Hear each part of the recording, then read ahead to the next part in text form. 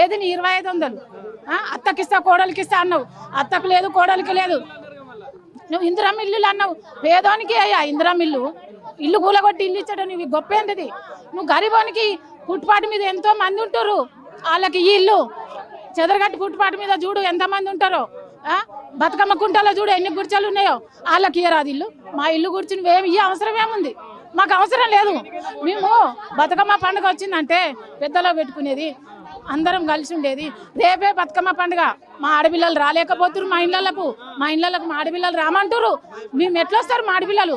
మేము కండ్లతో నీళ్లు కార్చుకుంటా. మేము పెద్దలకి ఎట్లా పెట్టుకోవాలి? మా ఆడపిల్లలు ఎట్లా పిలుచుకోవాలి? మా అమ్మోళ్ళ ఇళ్ళకి మేము పండుగకు పోలేకపోతున్నాం. మమ్మల్ని కూడా పిలుస్తారు మా తల్లిదండ్రులు.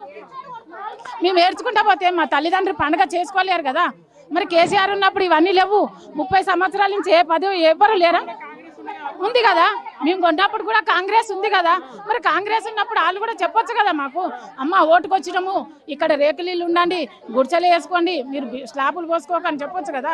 మేము స్లాపులు పోసుకున్నాము, ఇల్లు కట్టుకున్నాము, మేము ఇంటి ట్యాక్స్ కడుతున్నాము. మీరు 30 సంవత్సరాల నుంచి ఎవరు రాలేదా? మా తులసి రామరావు గారికి వచ్చారు కదా. కాంగ్రెస్ వచ్చింది, బీజేపీ వచ్చింది, అందరు వచ్చారు కదా.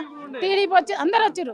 మీరు వచ్చిన వాళ్ళు అమ్మ మీరు నేను చెప్తున్నా, పదవిలో ఉన్నా కాబట్టి చెప్తున్నా, మీరు ఇల్లు కట్టుకోకండి, ఇదే గుడిచెల ఉండండి. మీరు రేకులు ఇల్లు చెప్తున్నామ్మా, మీ మనిషిని కాబట్టి నేను చెప్తున్నాను. ఒక మాట మాకు చెప్పేది ఉండే, మేము కట్టుకోకపోతుంటివి. మీరు ఇలా కట్టుకున్న తర్వాత మా బస్తా అంతా మంచిగా అయిన తర్వాత ఒక మాట, ఇప్పుడు పర్మిషన్ ఇచ్చేది వాళ్ళ అధికారులే, కరెంట్ బిల్ తీసుకునే వాళ్ళే, ఇప్పుడు కూల్చేది కూడా వాళ్ళే. మేమేం చేయాలి మరి? మేము మమ్మల్ని ఎందుకు కట్టుకోమని చెప్పిర్రు? వాడుకోవద్దు. 9 నెలలు అయింది, 10వ నెల స్టార్ట్ అయింది.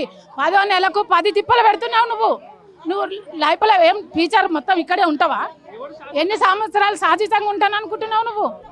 నువ్వు ఉండవు కదా. ఇంకొక 4 సంవత్సరాలైతే వెళ్ళిపోతావు.